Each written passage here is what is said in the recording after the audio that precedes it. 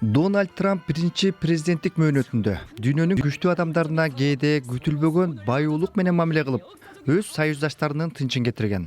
Мында ал Түндүк Кореянын лидери Ким Чен Ын менен жолугушууда. Андан кийин биз бири-бирибизди сүйүп калдык. Ал мага сонун каттарды жазган. Трамп ар дайым залдагы эң маанилүү адам болууну каалайт. Бирок ал азыр 2018-жылы Финляндияда өткөн саммитте биринчи жолу президент Путин менен жолуккан кездегиден да татаал маселелерге туш болот. Американын авторитардык атаандаштары азыр бир муштумга биригишүүдө. Путин Түндүк Корея менен Кытайдын жардамысыз Украинадагы согушту жүргүзө алмак эмес. Трамп анын быйылкы шайлоо өнөктүк учурунда согушту токтотуу боюнча бир нече жолу айткан планы жөн гана ишке ашпай турган нерсе экенин түшүнүшү мүмкүн. Мен президент болуп шайланганга чейин эле, Ак үйгө келгенге чейин эле ал согушту бүтүрүп коем. Мен муну ишке ашыра алам. Украинанын президенти Зеленский Американын аскерий жардамысыз Орусияга каршы согуша алмак эмес. Зеленский Трамп келишим түзүү үчүн Орусияга Украинанын жерин берип, Джо Байденден курал жарак менен камсыздоо планын жокко чыгарат деп коркот. Зеленский Трампты куттуктап, анын өзүн күчтүү лидер катары көрсөткөн сапатына басым жасады. Украина үчүн күч аркылуу тынчтыкка жетүү, кошумча курал жарак алуунун дагы бир жолу. Орусиянын Украинага басып кириши Американын батыш Европадагы союздаштарына АКШнын аскерий күчү болбосо аларга өздөрүн коргоо кыйын болот деген оор сабакты үйрөттү. Трамп өзүнүн биринчи мөөнөтүнүн талаптарын эки эсе күчөтөт. Ал европалыктар коргонууга көбүрөөк каражат сарпташы керек. Андай болбосо АКШны НАТОдон чыгарам деп дагы бир жолу коркутуусу мүмкүн.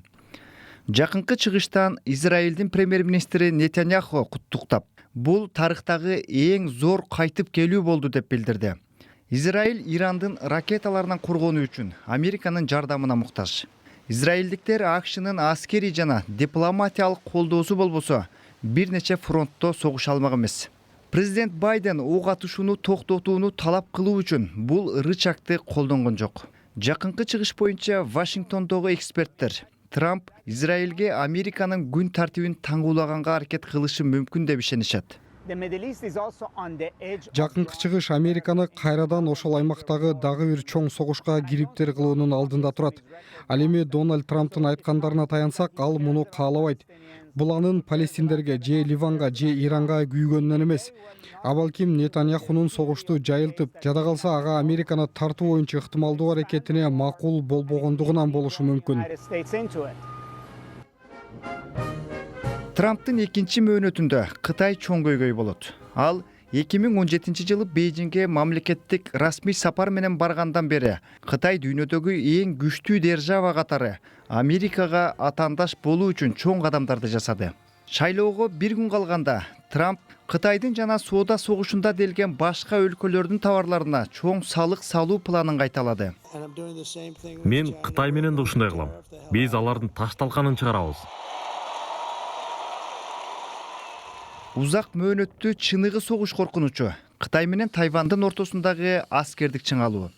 Мөөнөтү аяктаганга чейин Дональд Трампка Америка Тынч океандын аркы yüzүндөгү 11.000 километр алыстыктагы аралды коргоо үчүн согушабы же жокпу деген чечим кабыл алууга туура келиши мүмкүн.